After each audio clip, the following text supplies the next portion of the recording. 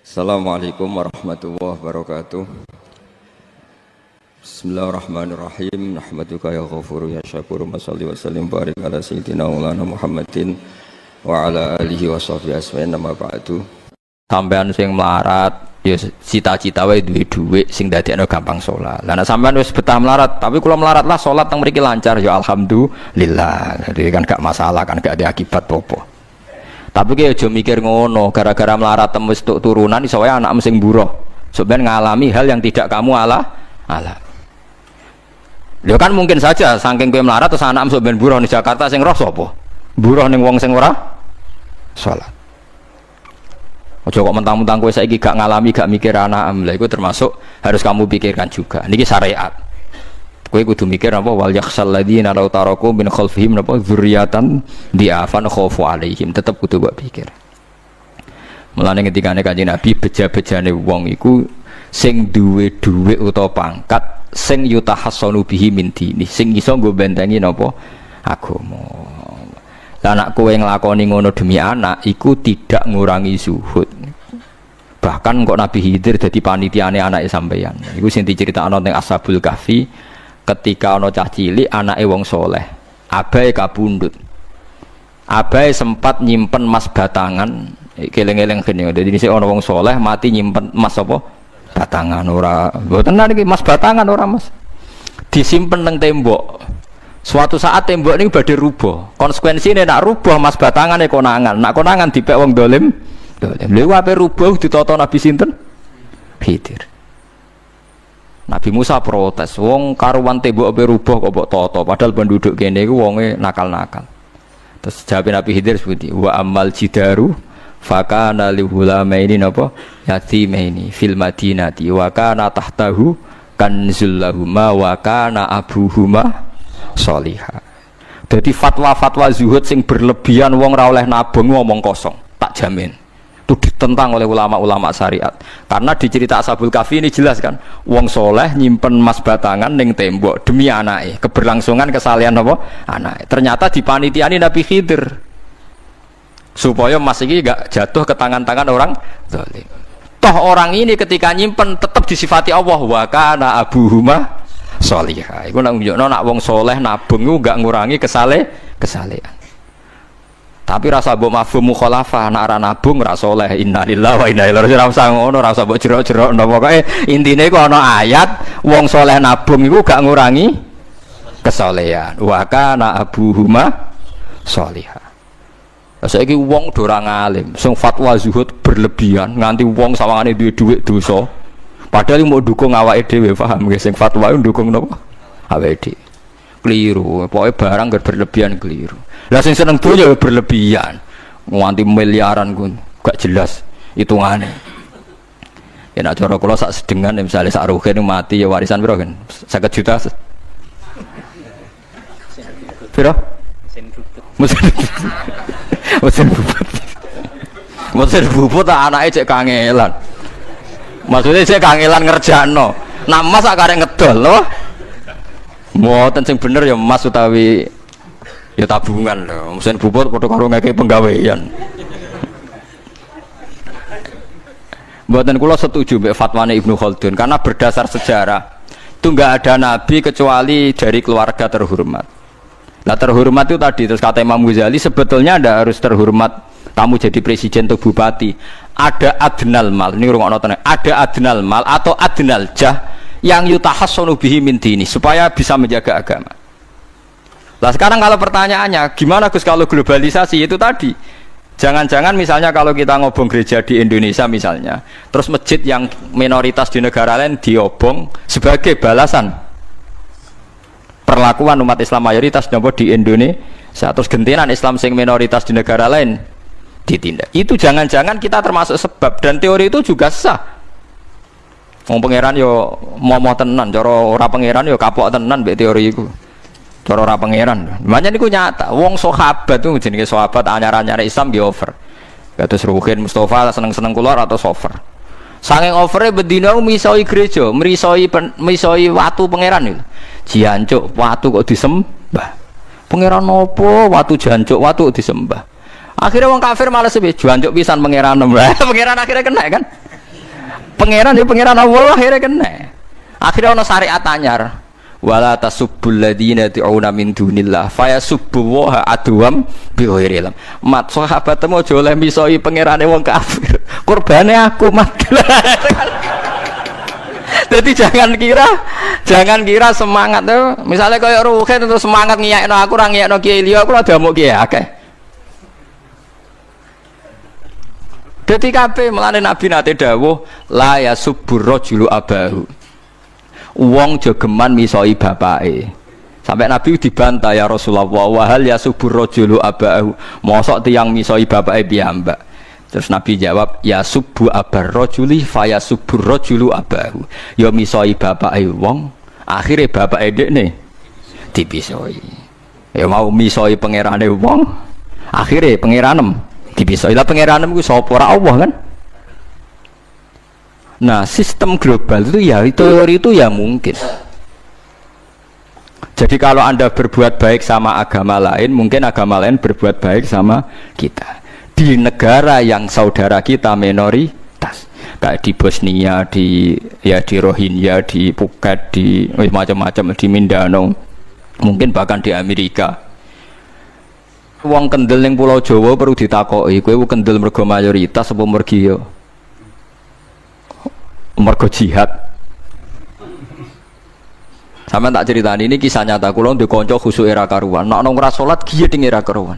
Islam apa Islam ra gelem salat ngene. Suatu saat dek niku uripe ra karu-karuan akhirnya pindah ning Irian Jaya. Ning daerah mayoritas Kristen. Bareng kenalan kabeh jenenge martune sapa Kristen-Kristen. Suatu saat kenalan mbek wong jenenge Kristen Abdullah alhamdulillah padahal wonge ra salat. Mergo butuh tenan, butuhe ketemu Islam ra salat tak elas, penting apa? Islam. Terus dia ini sadar bener jenengan Gus, kula gedeng wong ra salat itu mergo ning Jawa Gus. Bareng ning Sumatera, ning di daerah Irian. Gak iso gedeng. Kowe gedeng wong ra salat tak ning Jawa, jajal saiki manggon Amerika. Ketemu wong asal padha Islam ya wis weneng. Lah iya artinya hukume wong gak ternyata ada ruang dan apa? Waktu. Ya kok kowe darani bojo mayu mergo ora tau metu. Kayak ngono. Soreng metu mesti tak ngerti kan waduh. Dadi wong ora ono sing bener asli paham iki cerita wong asli ora ono sing bener. Angger ana pembanding ya takobal apa napa minna minkum takobal apa. Ya kan. Mulane nganti dadi guyonan kena apa wong tuwa kok asring bojone do ucul mergo sing lanang ndelok bojone wong liya. Lali bojone sing elek terus dibarno. Ya tenan sebagian yang ngono tenan. Wong akeh sing diamuk sing lanang. Wong kok ayune ngono. Ngomong apa, Pak? Lho niku kanca kula tenan. Ngomong apa, Pak? Ya jujur wae jare sing lanang jawab. Masa wong jujur gak oleh jare apa? Wong jujur apa? Lah saiki sampean mulai mikir. Nak saiki ning Jawa ana wong Islam gak salat. Oke, kita gedeng atas nama fitrah agama. Roh wong minum ya gedeng. Tapi sebagian gedeng kita memang masalah kondisi.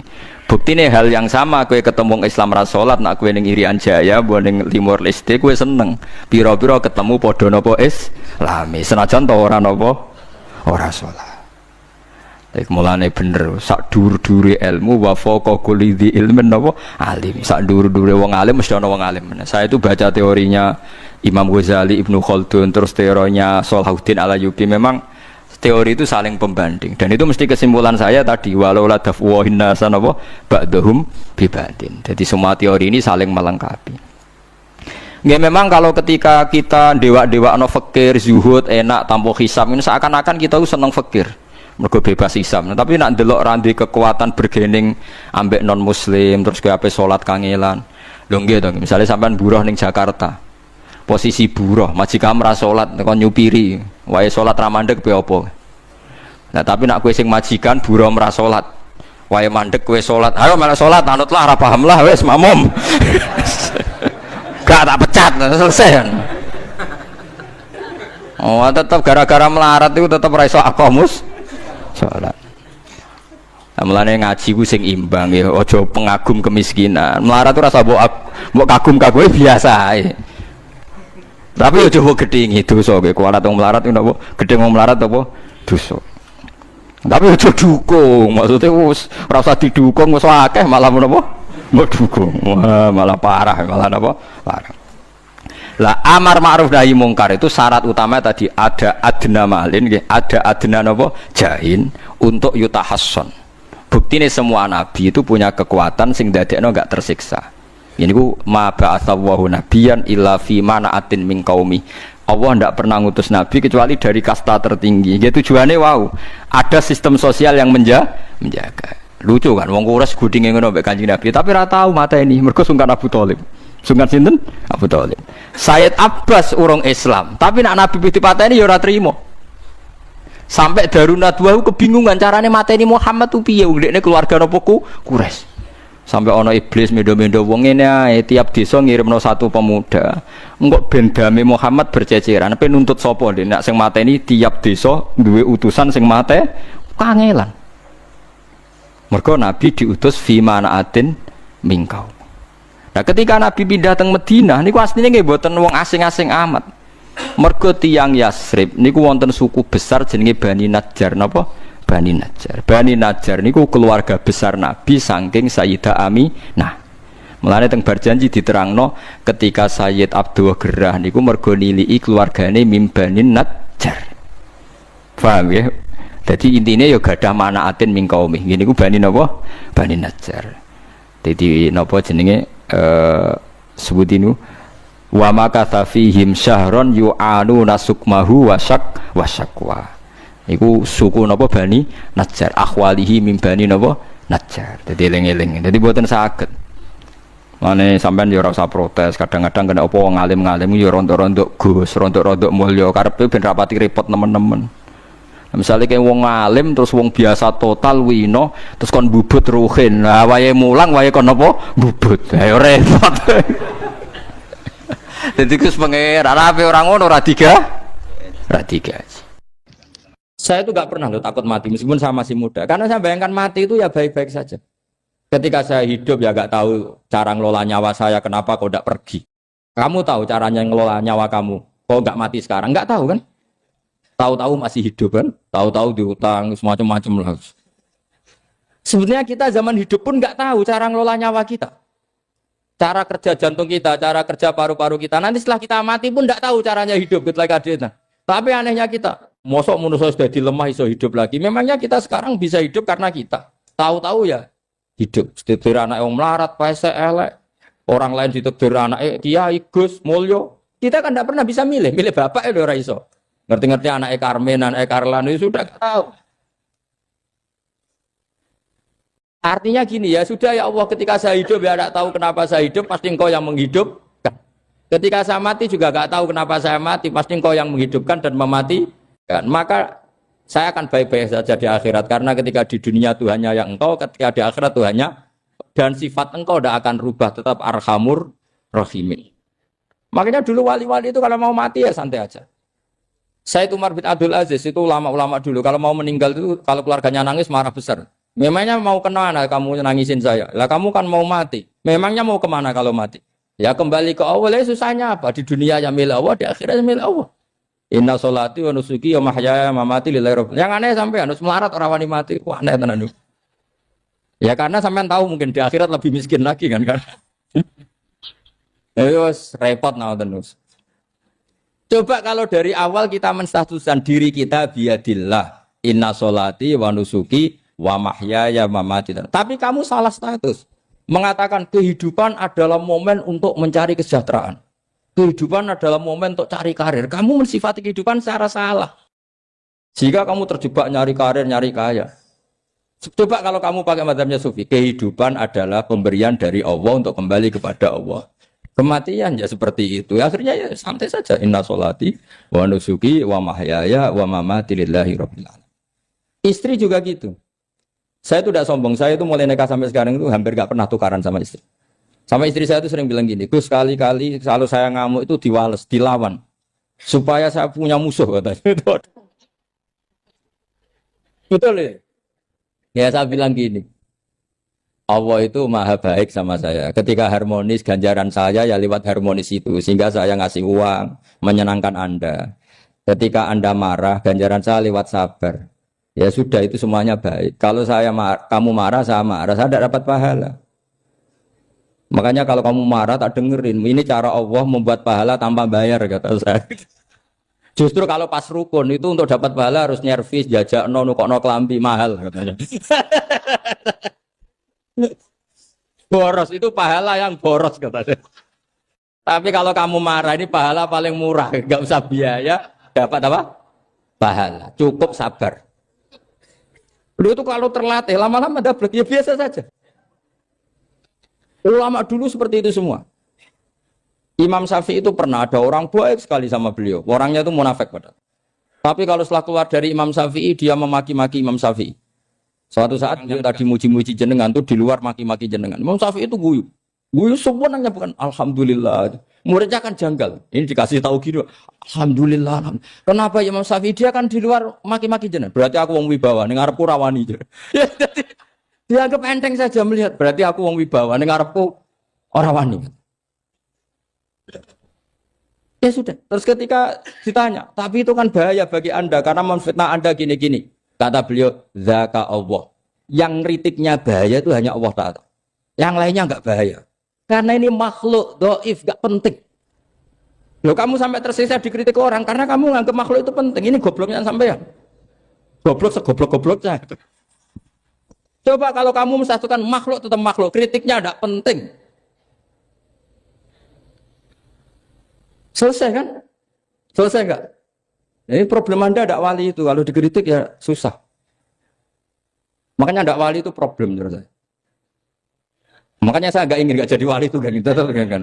Karena hanya wali yang hidupnya itu la khaufun alaihim walahum. Ya. Orang dulu tuh semudah itu hidup. Gampang sekali. Dulu ceritanya di antara ceritanya manakibnya Said Ja'far Shadiq itu, kalau ada orang memaki-maki dia itu dikirimi hadiah. Kenapa ya? Karena kebaikan kamu telah kamu berikan kepada saya, ini hadiahnya. Sampai malu yang kritik itu. Dan kalau orang rasani itu kan kebaikannya dikasihkan sama yang dirasani. Lah kamu kan ngajinya seperti itu, tapi dirasani kok susah. Harusnya kan kasih aja, ditransferi saja. Alhamdulillah. Ya karena kita salah menamain tadi. Sing rasani pembenci. Pembenci itu bahaya. Sehingga kamu mereaksi secara serius. Coba kalau kamu pakai hukumnya Allah dan Rasul. Pembenci itu pemberi kebaikan. Istri marah adalah pemberi kebaikan. Ada yang berani mulai meraktekannya. Latih begitu terus. Insya Allah nanti hidup kamu barokah. Itu disebut wa'allama adamal asma. Dan itu yang diajarkan Rasulullah. Rasulullah itu kalau ngajarkan hidup itu gampang sekali. Allahumma ja'alil hayata ziyadatan li fi kulli khairin wal mauta rohatan li min kulli syarr. Jadi kalau kita hidup anggap saja peluang untuk nambah kebaikan. Kalau kita mati anggap saja akhir dari semua potensi kejahatan kita.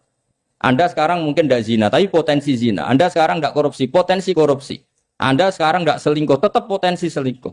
Lah, anggap saja kalau mati berarti akhir dari segala potensi itu. Alhamdulillah. Makanya saya tuh nggak pernah takut mati. Karena saya misalnya setiap saat mati ya saya nanti akan bilang, ya Allah, ini sudah mau mati berarti mau akhir dari segala potensi keburukan saya. Alhamdulillah. Makanya itu ulama-ulama dulu kalau ada preman mati, saya guys, tonggone ra gelem muni saya. Wah, preman kurang ajar. Saya guys, tonggone tetap ra gelem muni saya. Padahal kiai ini muni, saya guys pun mati pun mboten sakit macam-macam niki pasti. Karena dia dengan mati berarti rohatan mengguli syarrin, keburukannya tidak terulang lah. Lah keburukan enggak terulang lagi itu saya apa buruk? Saya. Makanya kiainya minta saya nggih niki. Tonggone cek menengae. Saya nggih menengae. Makanya suatu saat kalau ada gitu kamu harus bilang apa? Saya pun mboten jahat malih pun mati. Jadi kayak apa coba? Coba sekali-kali statuskan kalau al hayat adalah ziyadatan lana fi kulli khairin. Al maut adalah rohatan lana min kulli. Sehingga kita hidup ya happy, mati juga happy, gak masalah. Terus kalau misalnya mendingin, tapi anak bojoku piye? Memang selama hidup anak bojomu bahagia. Petoke ya tambah musibah ya, Cok. Malah sombong lagi kamu, seakan-akan kamu Tuhan yang bisa mensejahterakan manusia. Wong isih urip kok bojomu wis ndonga muga-muga nang mati malah. Nah gak jelas termasuk dosane jenengan sedanten senengane cerita Nabi Adam. Nabi Adam mbok critakno dosane, mulane do kualat. Wong nyeritakno bapake kok nyeritakno napa? Dosane. Mulane kata kiai kualat, wong bapake kok diler-ler napa? Dosane. Mulane nak cerita Nabi Adam ini kedah sempurna. Terus niki kula cicil juz tunggal napa wa 'allama Adamal napa? Asma. Pertama kali hubungannya Nabi Adam kalian Allah Subhanahu wa taala ini hubungan mengajarkan nama sesuatu. Jadi sampean jangan pakai teori modern bahwa apa artinya sebuah nama. Nama itu penting sekali. Sekali penamaan itu salah, berarti Anda menstatuskan secara salah dan itu berakibat fatal. Jadi semua kesalahan manusia mulai periode syirik mensekutukan Allah itu karena kesalahan menyebut apa? Nama. Ini penting kolaboran. Jadi misalnya orang Arab itu ada batu tertentu yang dipahat disebut manat. Manat itu dari kosakata manan, pemberi. Yang satu disebut uzza, sesuatu yang aziz, yang agung. Sehingga akhirnya diperagungkan. Coba kalau misalnya manat dan lata itu ketemu orang Lasem, terus ditanyakan, ini batu apa ini? Dari Purwodadi apa dari Mojokerto? Yang mahat siapa? Ini irungnya tidak pas. Ini matanya kok agak picek. Andekan distatuskan seperti itu, kira-kira disembah apa enggak? Enggak. Iki pas pembuatan ini pate protol terus digenti. Sehingga setiap kemusyrikan itu semua para nabi ngendikan inhiya illa asmaun sammaitumuha antum wa abaukum ma anzalallahu biha min sultan. Sebagian ayat ma anzalallahu biha min sultan. Bahwa kesalahan-kesalahan yang kamu timbulkan itu karena kamu kesalahan bikin nama. Makanya status itu penting. Nanti sampean tahu pentingnya yang saya katakan ini. Nanti setelah sampean mati, nanti mesti nyari saya karena kenangan ngaji ini. Ini Mas Atabik itu mas saya, beliau seorang dokter, tapi saya tidak akan bilang dia dokter karena nanti anak cucunya inginnya jadi dosen. Tapi kalau saya menstatuskan dia turunan Mbah Sambu, babai wong alim. Wah anak putune arah alim isin. Dia nak di status no pegawai negeri dosen, anak putune golek duit ya pikirannya kan. Karena status itu mengilhami apa? Status itu karena itu yang dikenalkan. Makanya ini penting. Fir'aun ketika dianggap sebagai Tuhan itu karena dia berhasil menamakan dirinya orang yang nggak pernah sakit dan dia penguasa. Penguasa itu artinya apa? Dia memimpin sekian orang. Akhirnya dianggap Tuhan. Tapi ketika debat terbuka sama Nabi Musa, pertama,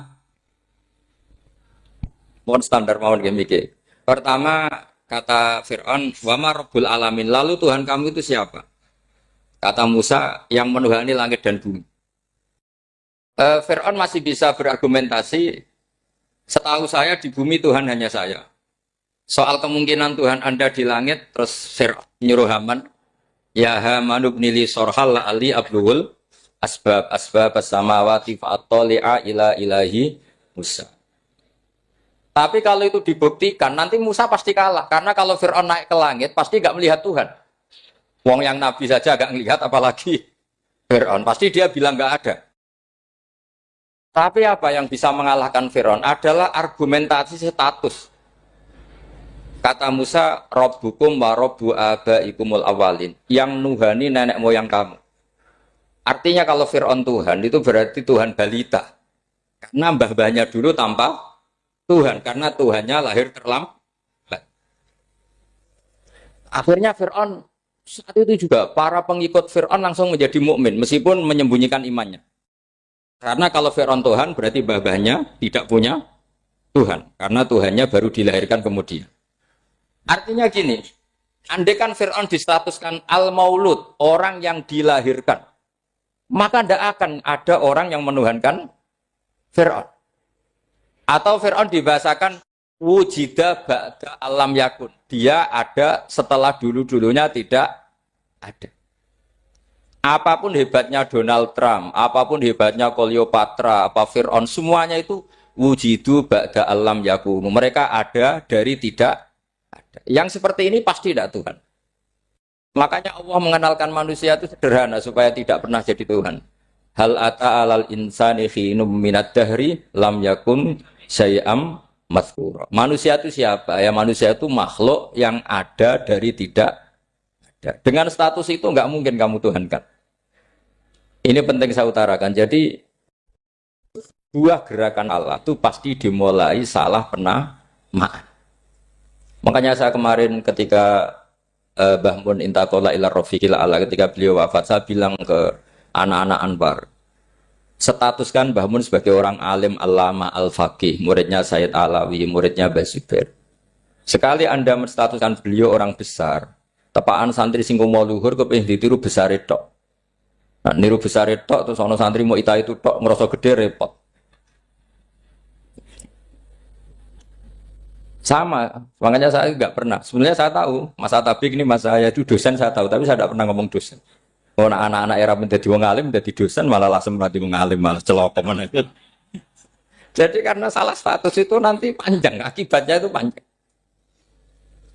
Makanya saya itu sebetulnya ya risih dikatakan Gus Bak itu orang alim, sebenarnya risih. Tapi saya seneng saja. Sing seneng benir walime, sing hasut takjak kompetisi. Jadi nikmati ya. Jadi sing seneng benir walime, sing seneng itu hasut takjak kompetisi, takjak maca tafsir, nak ramriang ya. Ngono paling maca primbon mek terjemah. Ini penting, jadi itu yang disebut wa'allama adamal. Makanya Allah itu mengkritik semua kesalahan manusia dimulai dari salah penamaan. Makanya saya kemarin Pak Pilpres sering bilang, kalau presidennya ini maslahat, kalau enggak ini enggak maslahat. Mana ada kemaslahatan ditentukan hanya oleh seorang presiden. Itu tauhid kita di mana? Memang kita secara syariat harus milih sesuai istiadat kita. Tapi tidak usah dong menggantungkan kesejahteraan sama seorang makhluk, itu tidak boleh. Secara tauhid tidak boleh.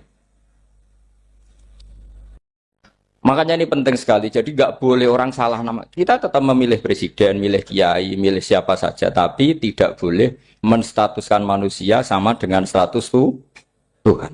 Itu bahaya sekali dalam ilmu tauhid. Saya teruskan ya. Nah ini sekaligus latihan tauhid sama latihan tafsir ya. Sampun nggih. Kula terusno malih. Pun santai mawon. Kula ki ikhlas ora ngarah gelo santai mawon. Wong umpama ora sida ngaji ora gelo apa meneh trimo mik rusak. Ndak karena saya itu insya Allah ndak akan pernah salah nama. Saya punya cerita ya, tentang nama itu. Ketika seseorang baik sama tetangga, itu kalau sampean seorang mukmin yang mukhlis, mukmin yang ikhlas, pasti ya karena diperintah Allah. Saya ngajar seperti ini karena diperintah Allah. Baik sama pernah sepuh karena saya turunan Mbah Sambu, ya karena menghormati Mbah Sambu. Itu bagus. Sehingga dulu itu ada ulama, saya berkali-kali cerita, ada ulama punya tetangga itu berdua anak muda. Ya Ahmad, silahkan ke rumah saya, datang. Setelah datang ke rumah pemuda tadi, kata pemuda tadi, ya Ahmad silahkan kembali, saya tidak butuh kamu. Kembali Imam Ahmad, dan santai saja. Setelah kembali sekian menit dipanggil lagi, ya Ahmad saya jadi butuh kamu, datang ke rumah saya, datang lagi. Setelah datang, saya tidak butuh kamu, silahkan pulang. Pulang sampai 3 kali. Itu Imam Ahmad senangnya bukan main, kelihatan ceria senang. Lama-lama muda ini tanya, ya Ahmad kenapa Anda tidak tersinggung, bukankah itu menyakitkan? Enggak kata saya. Tapi saya akan menyebalkan. Enggak kata saya. Kata Imam Ahmad, kenapa aja? Saya ini diperintah sama Allah, kan apik mbek tangga. Dadi nek mbok undang ya teko, mbok kon mulai ya mulai. Alhamdulillah iso nglakoni perintahe Allah. Dadi aku ora ono hubungane mbek kowe. Sehingga orang itu gak bisa didikte oleh di sekelilingnya karena ya hubungannya langsung sama Allah Subhanahu wa Ta'ala. Jadi dulu tuh orang jadi wali itu segampang itu. Kalau kamu kan enggak, hukum tentang tetangga itu kamu kayak orang kapitalis, kayak orang komunis, pakai teori sosial. Nak diapik yo apik, dieleki yo elek. Itu kan pikiran PKI. Artinya satu perilaku sosial didikte oleh makhluk itu perilaku orang mukmin atau orang ke PKI. Itu orang PKI. Kalau orang mukmin ya mangkana yu'minu billahi wal yaumil akhir fal yukrim jarahu, kita baik sama tetangga karena diperintah Allah, sehingga kecewa ada kecewa ya santai saja. Imam Ahmad katanya, kenapa engkau tetap ceria? Aku ora urusan mbek kowe, urusanku mbek pangeran. Pangeran ngutus sampe mbek tonggo. Saya ulang lagi ya, terus tentang napa wa 'allama adamal asma. Jadi andaikan seorang manusia melakukan kebaikan karena dia makmur, amarahu wa. Kita diperintahkan Allah baik sama tetangga. Ya biasanya tetap seperti itu. Kita diperintahkan Allah baik sama. Sehingga ketika ngalami kayak yang dialami Ahmad, kita santai saja. Ketika kita datang bi amrillah, ketika kembali ya bi amrillah. Sehingga ya sudah kita dapat pahala. Tapi kalau kamu kedikte secara sosial, maka kamu akan menjadi orang murahan. Yaitu seorang ulama didikte oleh anak muda yang kampungan. Justru kita kalah kan. Kita kampungan sekali karena kita ulama senengnya kalau disenengkan orang, mangkelnya kalau dimangkelkan orang. Artinya apa? Kamu didikte makhluk. Itu kerennya di mana coba? Kerennya di mana? Enggak ada sama sekali. Apalagi yang dikte trimo canom sing goblok, sing desa. Kamu seorang ulama besar. Tapi kalau kamu hubungannya dengan Allah, dia muji kamu, alhamdulillah dipuji. Dia memaki kamu, alhamdulillah dapat pahala lewat jalur sabar. Kan santai saja. Sehingga saya berkali-kali bilang, setan itu untungnya tidak pernah ngaji saya. Kalau ngaji dia pasti ngerusak metode, merubah metode. Tapi saya tadi berdoa supaya ngaji ini nggak didengar setan. Setan itu ya goblok betul. Setan itu kan suka ya kalau anaknya kiai, cucu kiai dibikin konflik. Dia ngiranya dengan konflik pondok itu tidak solid. Ternyata enggak. Misalnya Mas Atabe konflik sama keluarga, Bani Lasem, terus ada yang minggat ke Papua kemana-mana. Namanya turunan kiai di mana-mana terbikin pondok, bikin masjid. Yang dulu masjid hanya ada di Lasem, barokahnya tukaran ada di mana-mana. Lah itu namanya setan, salah perhitungan apa? Makanya gobloknya dia itu udah ngaji saya. Kalau ngaji tak kasih tahu itu bahaya itu. Bikin konflik itu bahaya. Iya betul. Islam ada di Indonesia itu ya barokahnya konfliknya sahabat. Sayyidina Ali dan Sayyidina Muawiyah itu konflik. Banyak sahabat netral yang ingin menghindari itu mau ke Cina. Di Selat Malaka sebagian terdampar, terus ada yang ke Aceh. Ada yang ke Sumatera, namanya Sayyidina Ali. Makanya awal Islam di Indonesia dimulai Syekh Yusuf Baros itu. Kalau Timur Tengah nggak ada tukaran, tuh nggak ada Islam menyebar kemana-mana. Nah setan ngiranya kalau sahabat tukaran itu nanti kacau. Ternyata enggak, malah Islam menyebar kemana-mana, barokahnya tukaran. Dulu Solo karena konflik ya banyak ulama yang ke Lasem kemana-mana, gara-gara Solo nggak kondusif. Akhirnya kayaknya keduman basambu, keduman macam-macam. Sedungak mawon kiai tukaran terus betul apa-apa. Yang penting ora bacok-bacokan, rasan-santetan wis. Terus pokoknya rasan-rasanan, ringan ya sudah itu bagus. Memang Allah bikin seperti itu. Enggak apa-apa. Kata Allah wala yazaluna mukhtalifina illa man rahima rabbuk. Kata Allah walidzalika khalaqahum. Ikhtilaf itu barokahnya masyaallah. Kalau saya setuju pendapatnya Mas Atabik, saya jadi dosen. Nanti yang ngaji tafsir siapa? Tapi kalau dia setuju saya, dia jadi ahli tafsir, yang jadi PNS siapa? Ya sudah, barokahnya khilaf. Dia jadi PNS, dia dapat gaji. Tapi gaji itu bisa dihitung. Kalau naik harus tambah prestasi. Kalau saya kiai min haitsu la yahtasib, pasti cepat kaya saya. Karena rezekinya kiai itu tanpa batas. Makanya haji saya itu plus. Saya itu tidak kaya, tapi haji saya haji plus. Masa tapi paling reguler. Karena rezekinya kiai itu min haitsu la yahtasib. Makanya saya pernah disoal sama teman-teman dosen di UI. Bapak kok berani pulang ke Rembang? Kiai itu kan rezekinya agak jelas. Kata saya justru agak jelas itu bagus. Kalau sampean kan konsisten segitu nilainya. Kalau saya enggak. Kata saya. Jadi tak nikmati saja. Karena saya hamba Allah, bukan hamba negara. Kalau hamba Allah ya gaji Allah. Kalau hamba negara ya negara itu, negara sama Allah kayak mana? Allah ya sudah pinter berarti sudah. Jadi jangan pernah kita ini salah nama. Kalau salah nama itu bisa panjang. Makanya ada wali itu kalau dongo itu rontok kriminal, tapi malah pangeran seneng. Sampai dalam riwayat itu innahu yudkhiluni al-yauma salah samarat. Wali itu bisa menertawakan saya 3 kali. Itu kata Allah. Itu kalau dongo itu agak kriminal, tapi mesti mustajab. Tapi kalau kamu niru sudah tidak mustajab, karena ini KW, copy paste. Itu kalau dia datang ke Raudhah itu bilang gini wali tadi, ya Allah, saya ingin jadi orang baik. Jika engkau turuti doa saya, maka surra habibuk, kekasihmu ini menjadi senang. Tapi jika saya jadi orang jelek, surra aduwuk yang senang itu iblis. Sekarang milih mana jenengan? Menyenangkan kekasih kamu apa menyenangkan musuh kamu? Itu cuma riwayat terus kata Allah bilang ke Nabi Muhammad karena wali kan ada alam roh. Wis kandhani wis mustajab coba lain itu kayak gue. Segampang itu wali punya hubungan. Saya ulang lagi ya tapi jangan ditiru. Karena kamu tidak wali, nanti setelah wali niru gak apa-apa. Ya Allah, saya ini ingin jadi orang baik. Kalau saya jadi orang baik, maka surra habibuk, kekasihmu menjadi senang. Kalau saya jadi orang buruk, surra aduwuk, musuh kamu menjadi senang. Tinggal engkau lah sekarang sebagai Tuhan, senang menyenangkan kekasih kamu, menyenangkan musuh kamu. Ya tentu Allah pilihannya kan senang menyenangkan kekasihnya. Terus kata Allah sudah sampai situ aja doanya, jangan panjang-panjang, macam-macam malah repot. Semudah itu mereka hubungan dengan Allah Subhanahu wa taala karena mereka tidak pernah salah nama. Kalau kita kan tidak. Kita tidak mesti walinya, tidak mesti istiqomahnya, kiai saja karena diangkat MUI, bukan karena kiai betul, atau diangkat di struktur kepengurusan NU. Terus doa pakai namanya sendiri, ya Allah, saya ini ngitmai agama sudah lama, mbok ya Allah, saya ini jadi gini-gini. Status kamu itu belum ada di arsy. Ini penting saya utarakan, jadi nama status itu penting sekali. Sehingga semua kesalahan saya ulang lagi itu karena status. Ini penting saya utarakan karena sekarang itu banyak nama itu disepelekan. Saya itu sering sinau kamus, jadi saya termasuk menekuni tafsir itu diantaranya menekuni kamus. Saya punya kamus banyak, mulai yang dikarang orang setengah kafir, munjid itu kan kafir tapi setengah.